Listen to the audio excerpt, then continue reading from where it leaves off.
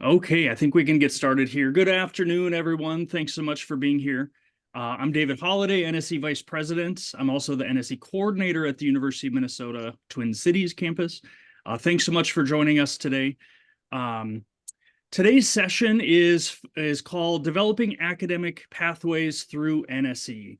I think a lot of us that have worked with NSE for a while, or even those that are new to NSE, really realize that one of the biggest barriers, both actual but especially perceived barriers to students participating in NSE, is how the credits will fit into their degree program. Our goal, of course, always is to keep students on track to graduate. NSE oftentimes will, with some careful planning. So today's webinar is going to focus on the importance of building partnerships with academic departments, especially academic advisors on your campus, to recruit students, but also to support them throughout the entire process that they do NSE. I'm also going to be sharing a survey. I presented on this survey last October. Actually, some of you might have attended during the conference. But I'm gonna talk more about the survey for those that missed it, as well as provide a couple of updates that are still evolving and coming from that survey. So we'll be talking about that here in a little bit. I would like to introduce a couple of colleagues from the University of Minnesota that I invited to join us here today. And I'm looking at the list. I think everybody is here. Or at least two of our folks are here right now. Hopefully Corinna joins us here in a bit. But I would like to introduce Rebecca Rassier, who is the Associate Director of Student Services in our Hubbard School of Journalism and Mass Comm, which is in our College of Liberal Arts. Do you want to say hello real quick, Rebecca? Hello. Hi, thanks so much for being here. And Tracine Marshall, I see, is here as well. Tracine is the Senior Academic Advisor in the College of Food, Agriculture, and Natural Resource Sciences. Tracine, do you want to say hello?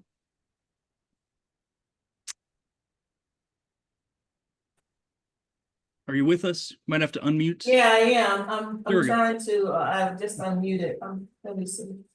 Okay, Okay, yeah. Hello. How are you? very good. Thanks. Good to see you.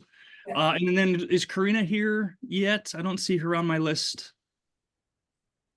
She may not have been able to log in quite yet. So anyways, I invited some of my University of Minnesota colleagues to talk specifically about how they work with National Student Exchange students, both in the recruiting and advising process, as well as talking through the credit transfer process. I would assume that all of you NSE coordinators, you have your own process of working with students and their advisors to figure out how credits will transfer. But I do like to give a few examples from my campus of how we've integrated NSE into academic programs here at the U of M. So I think I'm going to pose a few questions to Rebecca and Tracine, and if you can just talk about your perspective, your experience with that particular question, if that's okay. And David, Corinna is here now. Okay, wonderful. Thanks so much. Corinna, do you want to say hello? Yes, hello. My name's Karina Griffith. I'm an advisor in psychology. I use she, they pronouns, and thanks for waiting, you all. I had a student appointment run over a little bit, so. No worries. Glad so much that you could make it. I'm actually going to stop the share just so we can see each other's faces for the next few minutes at least. So I did ask each advisor to think about some of these questions, and so I'm going to pose these questions and share your perspective. So I guess first of all, can you talk about what opportunities you see for NSE? How does NSE benefit your students in your particular academic area? Rebecca, would you talk about that first? Sure. Interestingly enough, the students that I work with often actually don't go to programs that have exact matches with our major, and that's just fine. It gives them an opportunity just to get someplace else and to get exposure to a different place than Minnesota. And so I think that is like the greatest opportunity, because anytime you can just get any different view of how people interact with the world, I think it's great. So they certainly will talk a little bit more about how credits do come back in. There are certainly programs where students have courses that are coming back in, but I just really think that the biggest opportunity is just to see a different place, and they can maybe even work there. So that also allows them to get work experience, as opposed to abroad where you really can't work when you go. I think that's the biggest thing I see for our students. Yeah, awesome. Thanks so much. How about Tracy? Yeah, well, my students are, I work with forestry, natural resource, management students, and that includes several different tracks. And then I work with students in fisheries, wildlife, conservation, biology, and that includes areas of wildlife conservation as well as fisheries. So I get excited about NSE because I'm a big developmental person. And I see NSE allowing students to experience their major in other geographic areas, the ecology, like for students in forestry, experiencing the ecology of trees in like Montana or Utah, or, even, Florida, different areas, that enhances their knowledge base. My students in fisheries and wildlife, oh my God. Well, we definitely have wildlife and fisheries here as well as conservation, but hey, if they're interested in marine animals, ooh, they get so much here, but they get it up close and personal if they go to the coastal schools semester at sea, Florida International. I think we have a student going to Florida International this fall, I think. We do. In Alaska, believe it or not, guys, I've had several students, and I just had 2 students this week, and it's only Tuesday, and I'm not hyping this, that want Alaska. And I think it's mainly because our previous students, their experience there. So they not only get marine experience, but they also get the local fishery wildlife experience, as well as a big draw is the dive program. The 2 students this week are students who are really interested in the dive program. I'm a big person, I'm blue collar, proud of it, I'm from the Still Valley. So I'm really big on trying to, I want students to be themselves, do them. But I also want students to know that, and many students they're worried about requirements, they're worried about progressing towards graduation on time. So I do work with students, and my goal is to work ahead of time, get their classes approved, which are approved within their departments, but I work with them on the front end to kind of identify classes. So when they go to the to the coordinators in the department, the faculty coordinators, they have some idea, and the faculties, they're not like stumbling over what they're thinking about. So we do that, and most of the time they get at least 3 courses approved. I do also encourage students to take courses, because I'm a big study abroad as well. But I do encourage students to take courses that are not necessarily going to come back, but something that just enhances their academic base as well as even their personal. Take a class that you're never going to take care. So I encourage that as well. Most of the time, if the students are working with me, they know exactly, and we have it documented, what will come in, what won't come in. If I could just use this time to just kind of segue to a question I noticed down the line. It's great when students are going to programs. I know I've had some experiences with programs where you have to wait until the end of registration, which makes it difficult when we try to be proactive in picking classes. So if, I don't know if this applies to any of you here, but the students who are doing NSEs, if they can choose with the herd classes with the herd of students taking classes during a semester, that would be awesome. That's it right now. Thanks. Yeah, thanks so much, Tracy. And how about Karina? Can you talk a little bit about how you've seen NSE really enhance your students' experience? Yeah, so I think it's great. I feel like we in the psych department have even been kind of talking about this more, but we've definitely seen a little bit of an increase in students doing NSE. One of our peer advisors even ended up doing NSE last, I think it was either last semester, last year. And I really see it as a way for students to explore areas of psychology that our department just doesn't offer. For example, like we have a lot of students who are always interested in forensic psychology, and sadly, we just don't have any faculty that are directly in that area.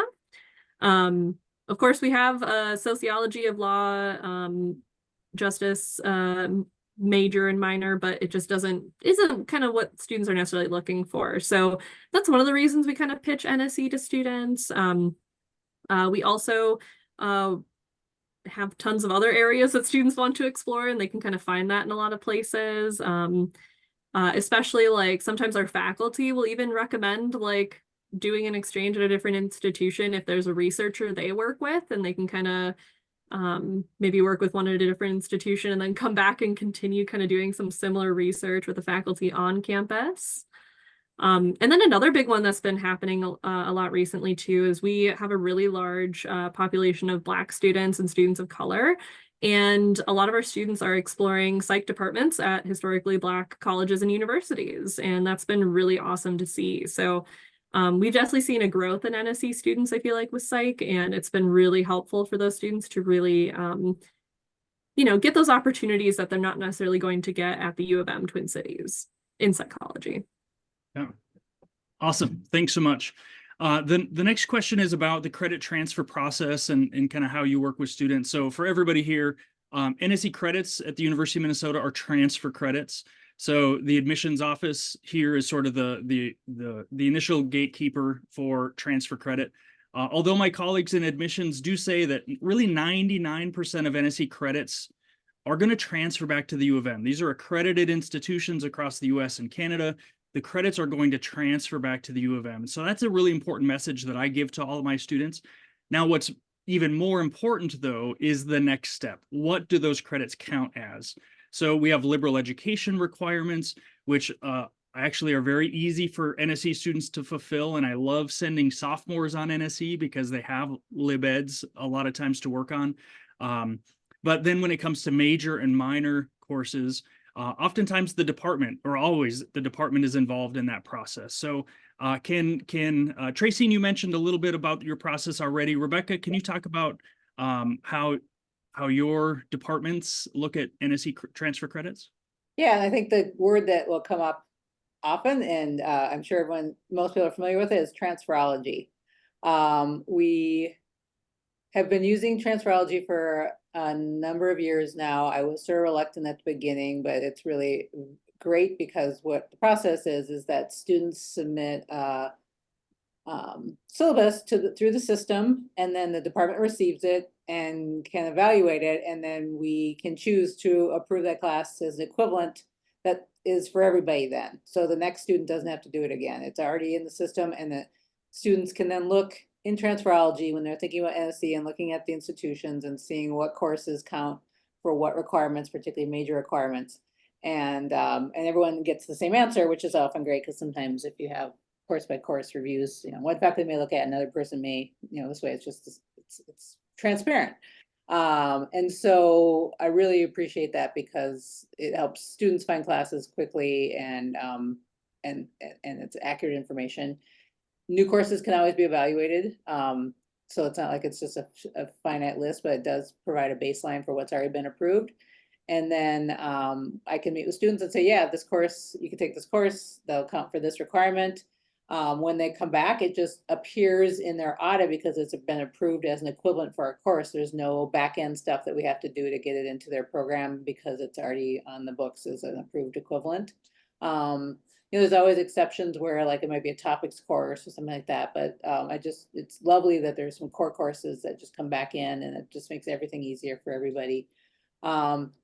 If a course hasn't been evaluated yet, students, or someone needs to provide a transcript, and so that's where coordinators can be very helpful to help them navigate where to ask on the other institution to get that transcript, so that we can get it reviewed. So that's something that's really helpful. Because students don't always know who to ask in the department, and maybe you all do. Like I'm sure David would know to contact me, and I'm happy to provide transcripts for the reverse situation as well. So that's how we work with it now. It's much easier than it used to be, where it was just a piece by piece, and you'd have to do it by student, and then you have to check the email to see what you had approved, and then you have to put in APAS after they come back. And transferology has been great. Yeah, I agree. Transferology is, it is a national website. I am curious if any other NSE coordinators, if your campus uses Transferology, if you can raise your hand or put in the chat. It's a very helpful tool, but I think most of your campuses probably have some sort of transfer credit database that is a really important tool for you and your students to use, which streamlines the process for advising future students, especially. Can I add something, David? Yeah, go ahead. Yeah,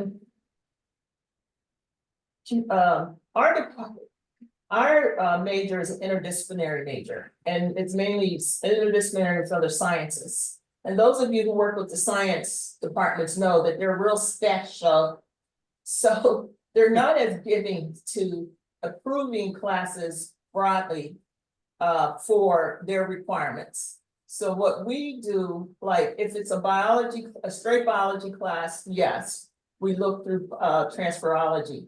But a lot of times what we do in my majors is that it's send the class, have the major coordinator look at the courses and look at the course description based on what the intent that they have for this class to impact their discipline and the major. And then that's how they approve it. So it may be a little tedious, but it gets it allows students, one, gives them more hope as to being able to take classes someplace else and get them approved.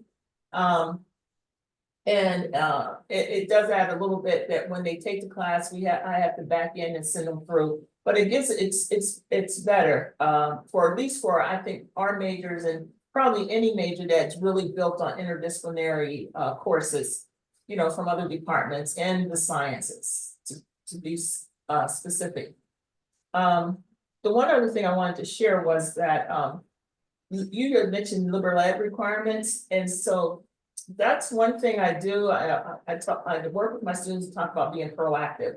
So I introduced NSE study abroad research opportunities really in their first year, so that if they say they have an inkling or about doing particularly a study abroad or NSE, I try to hold back on some of the bets for at least one course, one class, because those LibEds are easier to see. They are in transferology for the most part, liberal eds, and it's easier to bring those in.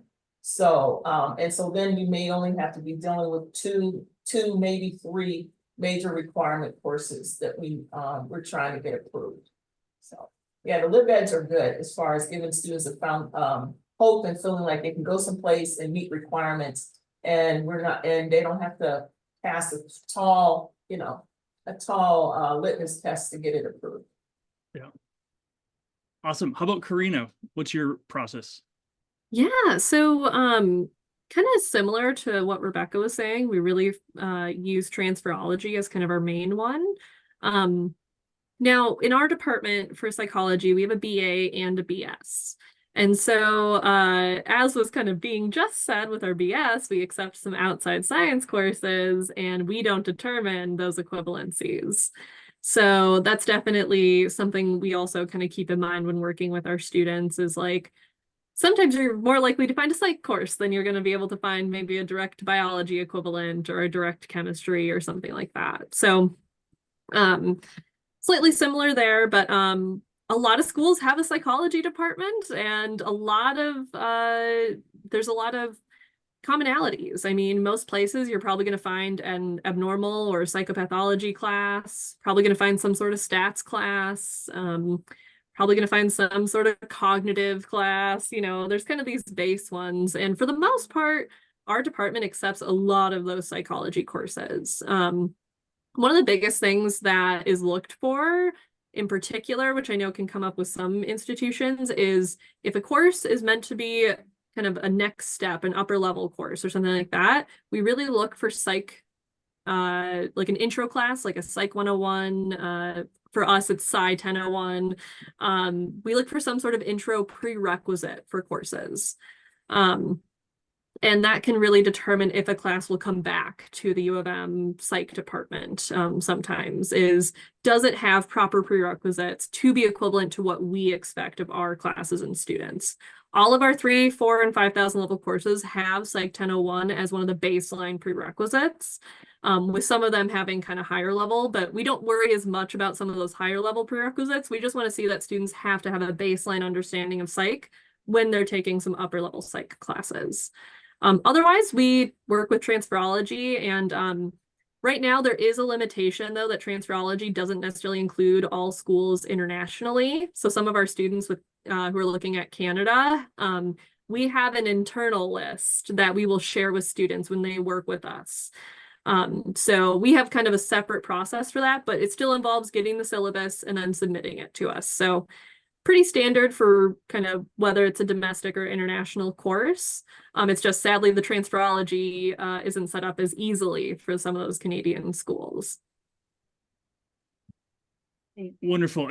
I think all three of you mentioned syllabi. That is an important thing I think that we should talk about here quickly. Collecting syllabi can be a daunting process for students especially, but also for NSE coordinators. Rebecca, I reached out to you last week because we have an incoming student that is interested in some journalism classes, and Rebecca was able to quickly get me some syllabi. That is part of the NSE process. The one thing we really encourage students not to do is to kind of spam a prospective campus even before they've applied, requesting syllabi, because that can be a lot of work for campus colleagues.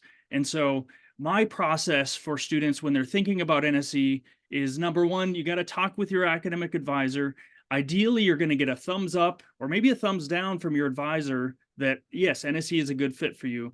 Once then they've identified an NSE campus and actually been placed at that campus, that's when you should be requesting the syllabi for that credit evaluation process. So just a heads up for all of the new coordinators, especially, that is really the preferred process for that. On our campus, general transferability of courses as well as lib eds actually does not require a syllabus. So those are easy to fulfill. Many of those are in transferology already, but oftentimes it's the major or minor specific courses that are going to require that syllabus. Are there Can I jump in really quick? Yeah, go ahead. If you have any connections with departments, sometimes a project can be added in of just asking faculty to submit syllabi so that you can do a Google Drive. Our department has a Google Drive folder of the last 20 years of syllabi where we just keep uploading it and students can just access it whenever. So anytime you can kind of create open access like that and kind of change that culture too, I think that can just make the process even that much easier. That's really smart. I won't name the other department at the University of Minnesota, but it took them about 2 weeks to get back to me with syllabi because they don't have a common place where they're all stored. They were reaching out to faculty, requesting updated syllabi, and it took a while. We just send out a semesterly email, and it's just kind of the norm and the standard that faculty send them to us now. And you don't have to publish them. We actually have a secret hidden folder that will share it with direct students if requested. But like if the faculty is concerned about intellectual property for whatever reason, just have an internal folder as well as your external. Pretty easy. Wonderful. What are any special recommendations that you all have as academic advisors in how you'd like to work with NSE coordinators? You all know me at the University of Minnesota, but everyone else here are other NSE coordinators on other campuses. How would you prefer to work with NSE coordinators from the recruitment process to the advising process through the end of the exchange? Rebecca, any thoughts on that? Yeah, I'll talk about how it works for like sort of programs that are accredited or that have some boundaries around classes, because I think that's helpful to understand. So we're an accredited program, which means that we have prereqs we have to adhere by, and we have class sizes we have to adhere by. And so students in our programs have to apply to the major, and they are required to follow the sequence of courses. And outside students from the U can't just jump into a class. And the same thing would be for NSE students. So sometimes the students say they're a math major and they think, oh, that'd be great. I want to study social media branding when I go to the U. They're probably not gonna be able to jump into that class. And so I know as a student, it's kind of like it seems like all options are open. I get to go someplace else and explore things, but it helping them see the sort of blocks that might be in some classes or some programs will just set expectations so that students don't come on campus disappointed that they can't do that thing, or get all the way through a process and then realize they're not going to take those cool classes they thought they were going to be able to take. And that's where, departmental advisors can be very helpful. David reached out to me last week and said that these are the classes a student would want to take. And I'm like, yes, those are all fine. no problems at all. So communication, I guess, is the bottom line, just talking more and asking questions. I'm always happy to answer any kind of questions about our program. And you know, some students, for example, in our majors, they may have taken the equivalent prerequisite at their school, and that's great. We often have people still wait till after the registration queue is over. I'm not sure, I don't remember when NSE students from the outside come in, but because we have to make sure majors have those classes first because they need them to graduate. So just having that kind of information can help set expectations for students, and just, you know, reading, you know, the understanding how a program works as students are getting that direction about what they can and can't do on the campus they want to go to. Yeah. Yeah, awesome. For all you NSE coordinators, that's the importance of the campus profiles and that academics tab. Because on my campus profile, journalism and mass comm is in the limitations section, which should be a, you know, a heads up to a student or their home coordinator that, hey, you're not going to get into everything in this department. You got to be flexible. So that is the importance of making sure you review those campus profiles with each student. Thanks. Tracy or Karina, any other advice on how coordinators could better work with advisors? Well, I mean, I have to excuse myself after this question. I have another meeting, but to be honest, what I see is pretty seamless. My students express an interest, they meet with David, then they come back and they talk with me in the department about course requirements, what can be approved, what's not going to be approved. They go back to David, they submit the paperwork. It seems pretty seamless. So I don't know what you're doing with the coordinators, but it's working because students aren't falling through the cracks or saying this is too much, I'm out of here. What I will say from what I've seen, and I can't say specifically, but just in general, sometimes I would like to see the coordinators on the campus they're visiting maybe make more of a connection with the students. And maybe that's my expectation is too much, but sometimes I think students are on a new campus and some of the process has fallen through the cracks for them. They've forgotten, okay, I'm in Hawaii now, so I am done with everything else. So, but if the coordinators could reach out like once a semester, twice in the first month, one more time, just to make sure the students are okay, that they're understanding, and particularly towards the end when it's time for them to come back. And I'm not saying you aren't doing it, but that's something I would like to see just based on some of the situations I've had. Yeah. Wonderful. Thanks for that. All right. Peace out, people. Thank you. Thank you. Thanks so much, Tracy. Bye-bye. Yeah, Karina, any thoughts from you? Yeah, I would say, like, especially for students coming in for psych, I can tell you most of our classes, as long as they have an intro, they could probably get into it as long as there's space. It kind of varies from semester to semester on space for psychology. Sometimes we'll have a lot, sometimes it'll be pretty packed. I would say, though, just watch out for prerequisites because we are very strict with our prerequisites. We have a very popular class called Psychology of Stress and Trauma that students really want to take, but it requires a research methods class and a stats class. So if you don't have something like that, we're not going to give you a permission number to take it.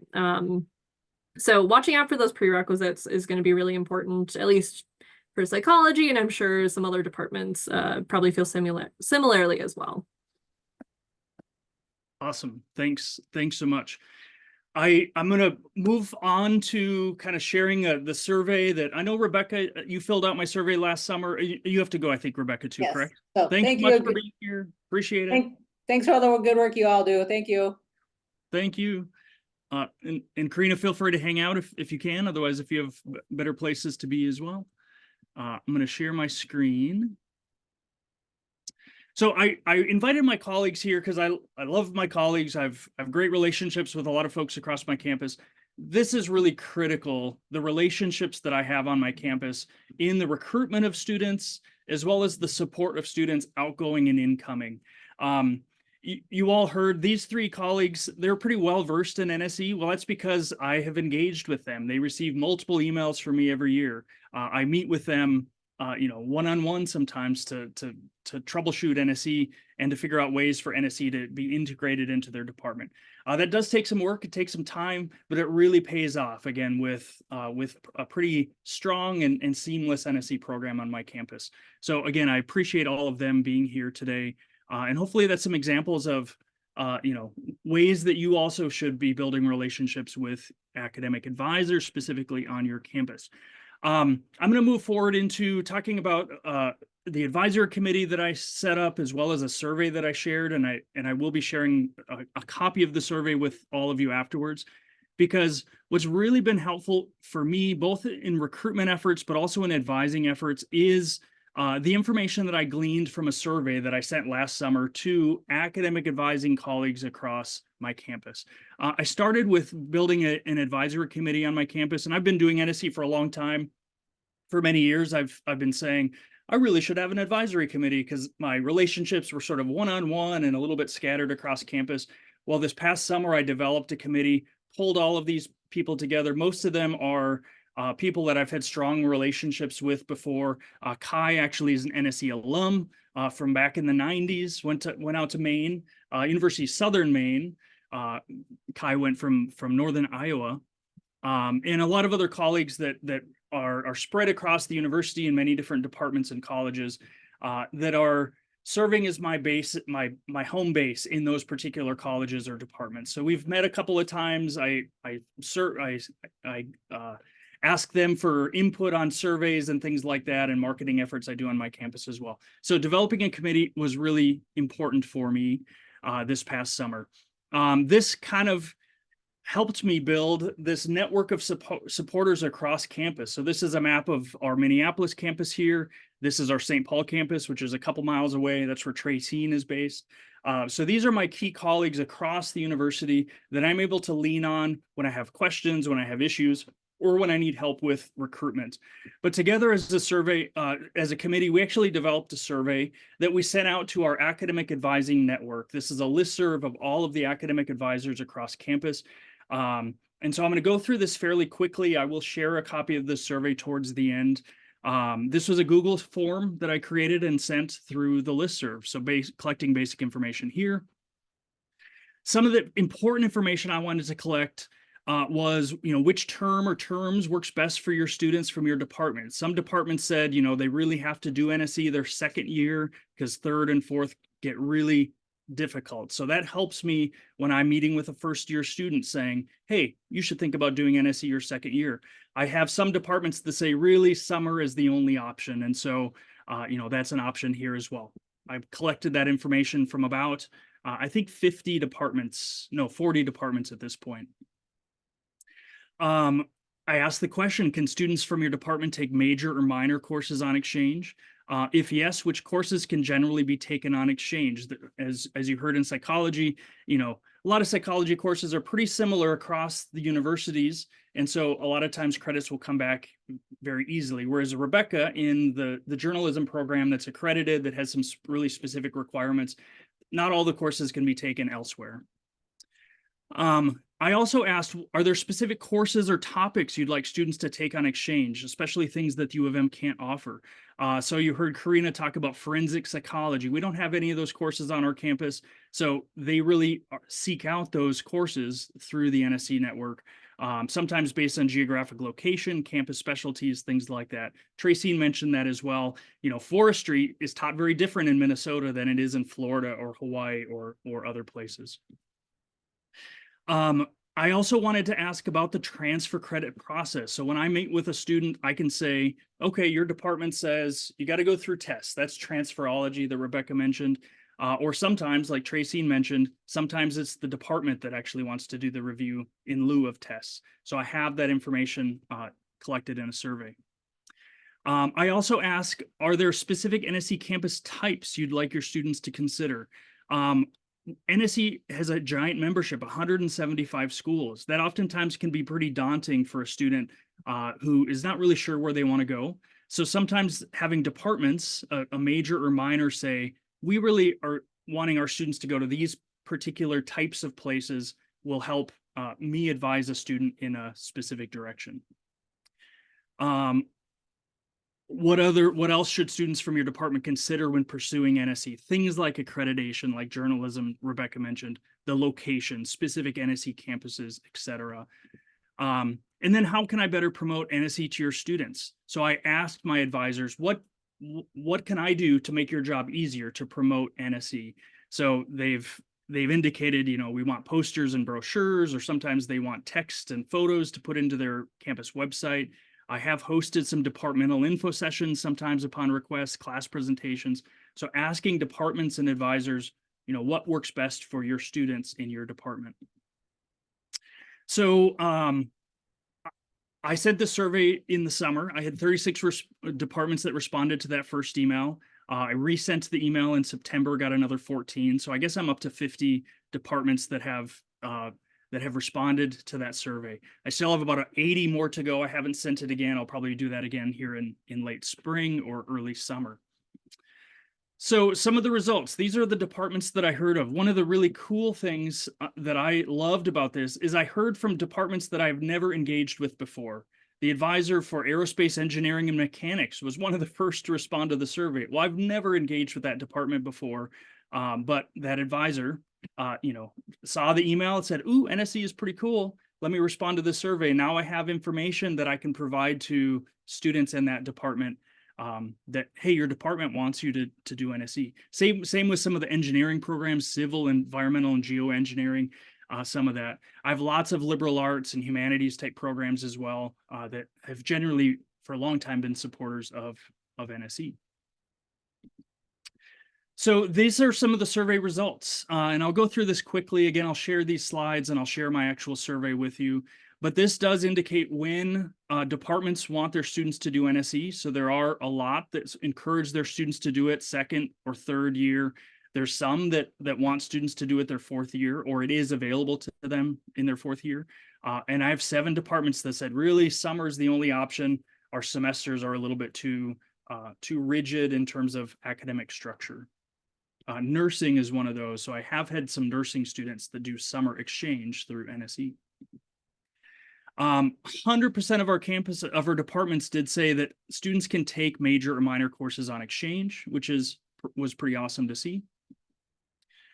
These are some specific responses kind of to the qualitative questions that I ask as well. So specifically, departments answering the question, what courses can generally be taken on exchange? So I don't want to go through this, but mechanical engineering, economics, neuroscience, a lot of other departments had really concrete information available. Are there specific courses and or topics you'd like your students to take on exchange, especially things the U of M can't offer?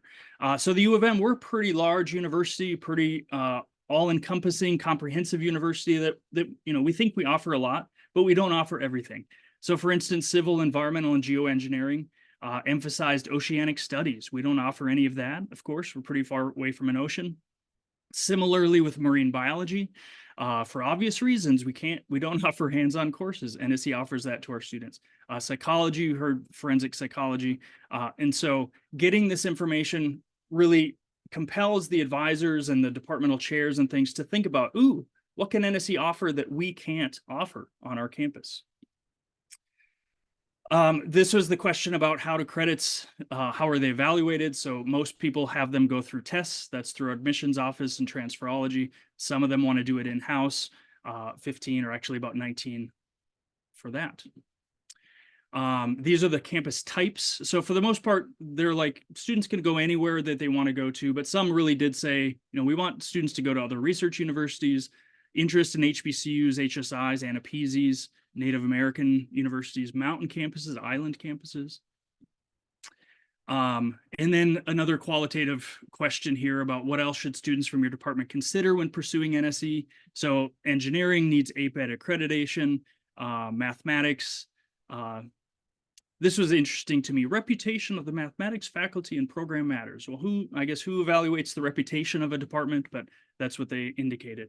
And Rebecca added here for journalism, for skills courses, course outcomes for transfer courses must mirror our courses in order for them to meet our accreditation expectations.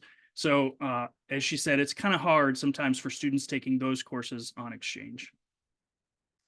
And then the question about how can I better promote NSE to your students? So a lot of folks requesting posters and brochures, which I typically will send out anyways, content for social media, text and images for departmental newsletters. That's been really big for me as well. So again, engaging departments in the recruitment effort as well. Because if a student hears, they might see me at first year orientation talk about NSE, and then all of a sudden a month later, their academic advisor says, hey, you should think about NSE.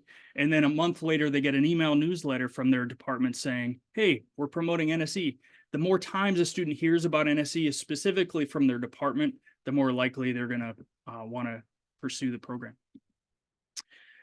So what are the benefits of the survey here? First of all, and I've mentioned this a few times, this provided me with advising notes for students from many majors or minors. So when I receive an inquiry from a student or an email, or if a student initiates an application and I see what department they're from, I'm able to look back at my survey results, which is just a spreadsheet, and say, hey, you're a psychology major. This is what your psychology advisor says. They want you to do it your sophomore or junior year. These are the types of courses that you could take on exchange.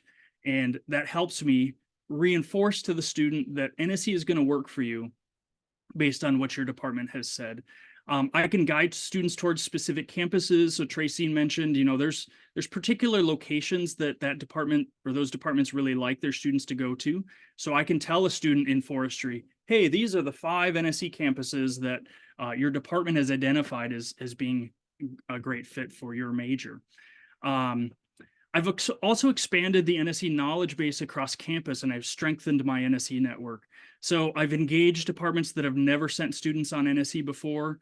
I've developed some preferred NSE campuses for several majors or minors because, as Tracy said, there's 5 or 8 NSE campuses for forestry majors that they know the program, they know the curriculum, they're going to work with students to easily transfer those credits back. I've also been able to tailor my marketing meeting those departmental needs. So I do have a list of folks that, every year they want NSE text as well as images for their newsletter. So in September, I send that list out to that group of people saying, hey, this is for your newsletter. Please add it in an upcoming newsletter. The other update that I wanted to share with this is, and this has been a long time coming. So we have a College of Design where our architecture program, our landscape architecture, product design, graphic design, apparel design, retail merchandising, probably a couple other departments in there. That's a college that I've never had much luck with recruiting students. Often it's a pretty small college, but a lot of times those are very specific set curriculum. Some of them have specific accreditations. They definitely have specific course needs that they have to proceed through. I've made some inroads through that survey again with the College of Design. I actually was invited to a meeting with the dean of our College of Design, as well as all the departmental chairs. This was back probably in November or December. I met with folks to present on NSE, to present on opportunities I saw for their departments through NSE. And I got a lot of buy-in from those particular departments, particularly the chair of the product design program. He had never heard of NSE before. And he's like, this is the coolest thing. I see 5 schools on this list where I have colleagues that I went to grad school with, or that I know their academic program, and I want my students to go to those places. And specifically, there were places that had courses not available at the U of M or taught from a different perspective. So he had said, this is at the U of M, we have a lot of medical, large companies and things around here. So a lot of their product design is relating to medical devices and things like that. And that's great, but there's a lot of missing from that curriculum as well. And so he wants his students to go to the coasts and other places that are offering more expansive courses to their students. Deborah, I see your hand is up. Hey, David, Hope has a question about departments that are giving very limited lists of courses. Maybe Hope, you could go ahead and unmute yourself and ask the question. Thanks. Well, as we know, some departments are super affordable, super friendly and accommodating when it comes to accepting classes from other institutions. And then some departments kind of think highly of themselves and say, oh, no, we don't want to accept other institutions' classes. How could we? Even though you know that when students, so when you select my question is, when you receive these surveys, does it ever kind of bite you in the butt? And you're like, oh, they're only listing students can take these 3 classes, even though I know that if students transferred, they have their transcripts set over, the classes will transfer over, but this is all they want, quote unquote, want them to take. Yeah. So how do you deal with that? Yeah, well, I definitely, so I'm kind of maybe sharing some of the, you know, the positive notes and support and things that I've gotten. But yes, there was definitely some negative, or not necessarily negative, but very limiting responses as well, saying, ooh, you know, we are very unique and special here, and we're reluctant to take very many courses from outside the University of Minnesota. And so I have a few of those. And so if a student comes to me from that department, that's what I tell them. I say, you know, your department, it's not very flexible. It's not very, you know, supportive of you doing NSE. Maybe we could look at summer opportunities, or, you know, come back to me if you change your major or something like that. So I definitely have a few of those, but for the most part, I didn't, which I was really surprised by. You know, like I said, 100% of my survey responses, 50 departments said, yes, students can take major or minor courses on exchange. But you're right. Sometimes it's, you know, these 2 particular classes that are kind of electives that you could take anywhere. You know, the rest all have to be taken here. So, but the benefit of the survey and the spreadsheet that I have now is that's in my toolkit to advise a student. So I'm not going to lead them astray and encourage them to apply, or be all, you know, glossy and roses and say, you know, yes, you can do NSE, when in fact the department is not as supportive of it. So I don't, you know, I'm not in a position to argue with departments saying, you know, who do you think you are? There's so much else out there. But I have the information, at least, that I can focus my recruitment efforts elsewhere and direct students accordingly. Thank you. And then also, I don't remember if you mentioned this, but I'm assuming you're going to be able to share your survey with us. Yeah, I will. So that's actually the, well, I have this, people got a kick out of this at the conference when I shared this. So, you know, remember my initial list was, you know, about 10 people, my committee across campus. Those are the people I really relied on for recruitment and support for incoming and outgoing students. But through this survey, my footprint across campus has really grown quite a bit. So these are all different departments and people across campus that now know a little bit more about NSE.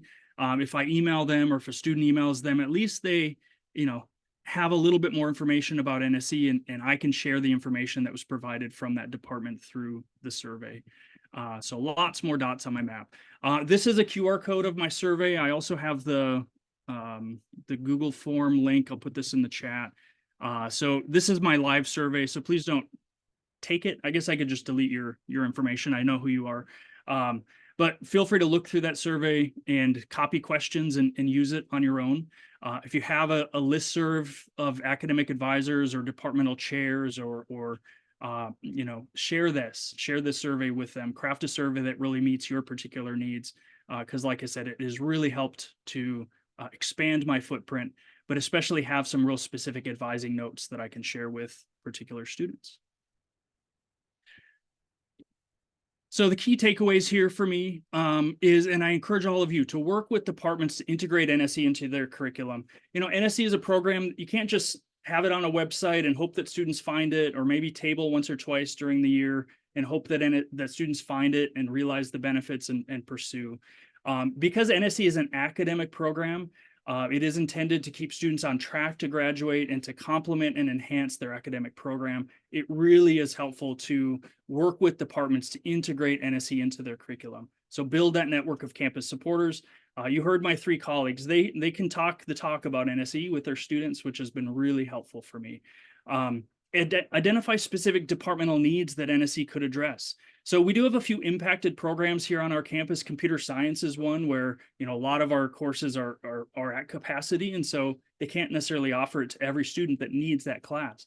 So computer science is a department that is promoting, you know, NSE as an opportunity to go and take some of these classes elsewhere to alleviate the impactedness on our campus. Look for those curricular opportunities or holes, things that your campus doesn't offer because, you know, of maybe the department is shrinking, maybe the course options are being limited in other ways, or based on your geographic location, NSE can really enhance the opportunities that you have. Also connections with research, field study, and internships. Tracy mentioned this. She really loves promoting the NSE special programs. Semester by the Sea at Stony Brook University, the Alaska Dive semester, a few other things like that. And then integrating NSE into larger campus-wide initiatives. I know I think we're going to hopefully hear from them sometime later on, but incorporating NSE into general education requirements. That's happening at the University of Alabama. We're really excited about that, where NSE is going to be one of the requirements that all students have to complete, including as well as things like internships and study abroad, but NSE is on the list. If your campus has goals or requirements for experiential learning, many of our campuses have international and intercultural goals, DEI, diversity, equity, and inclusion as well. NSE can integrate into so many of these different initiatives on our campus. It's a matter of building those relationships, making sure the key folks and key decision makers know about this as an opportunity, and they can help make it happen. So that's the end of my presentation. We do have a few minutes here if folks have questions. I'm happy to answer questions if there's any discussion from other folks as well. I think I saw a note here from Scott. I think Scott used the survey earlier this year. I know Julie Good at Cleveland State used the survey earlier this year. I'm curious how any of you have done this in your own way on your campus, building NSE into the curriculum of certain departments. Any success stories out there? It's okay to unmute yourself. And maybe David can take the slides down. Yeah, there we go. Yeah, feel free to unmute, or you can use the chat as well.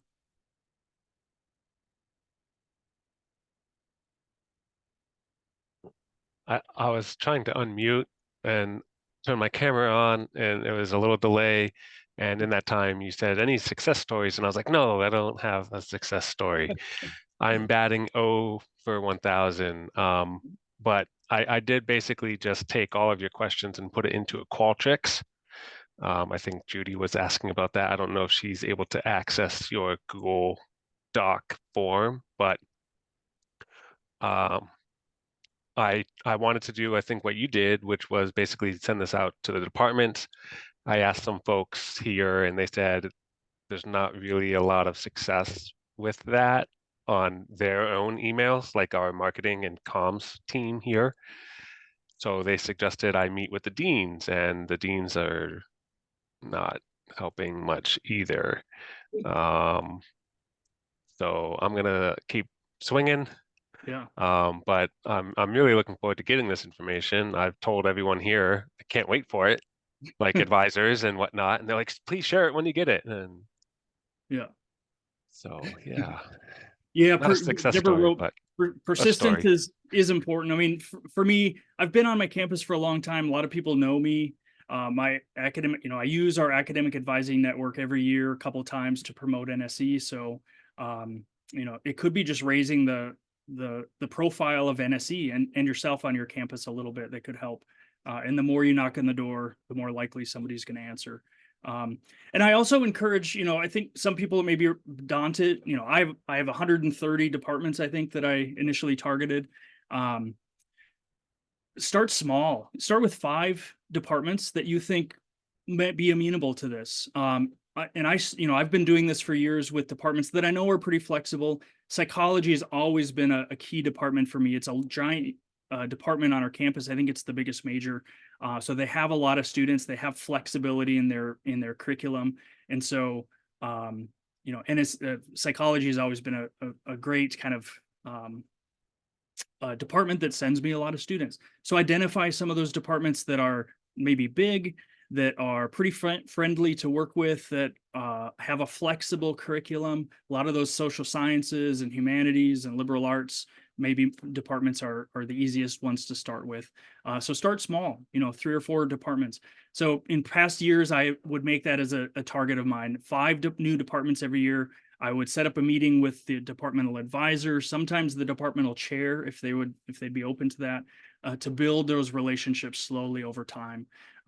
So that's the other recommendation I always have, is you don't have to start with a big survey to all 100 departments on your campus. Maybe start with 5, and that might really pay off for you.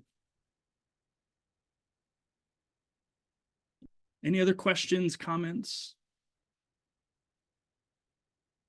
I will share a recording of the session, as well as a link again to the survey that I sent out. So please use it. My survey is your survey. Use it, adapt it, and I really wish you luck. The other thing the other thing that has taken a little bit more work is using the NSE website to actually identify the campuses that have a particular department. So we do have that majors search on the NSE website. You may hopefully know where that is.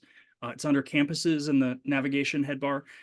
That's where you can go and search for different departments and provide that list to the department as a place to start. So like I said, our College of Design, I did that for each of the departments. I printed off, I copy and pasted and provided a list. These are the 20 NSE campuses that have architecture. These are the 15 that have landscape architecture. Shared that out with the departments, and now they're working through them to really identify those particular places and locations they want their students to go. That's been one of the success stories, is my work with College of Design this year. Okay, I think our session is over. I really appreciate your time today. Thanks so much for being here. I hope nobody's eyes were affected by staring at the sun yesterday. I didn't. Oh, I see Kelly, your hand is raised. David, I Yeah. was just going to throw in a suggestion because I, sort of based on Scott's lack of response, I created a survey to try to gauge flexibility for hosting incoming NSE students a couple of years ago. So maybe if the departments are more likely to respond to that question, you could lead with that question and then flip it around. Love that. That's a great idea. That is an important thing for all of you to do. And actually in May, when we ask you to update your campus profiles, we do ask you to update that information about limitations and closed programs. So that is an opportunity for you to reach out to those deans or departmental chairs or maybe advisors and ask them, are there any limitations, new limitations or new closed programs? Getting them to respond to that could, open up the door to this outgoing discussion as well. So yeah, great. Thanks for that tip, Kelly. Okay. Well, I really appreciate your time again. I'm going to stop the recording and we'll see all of you the next time.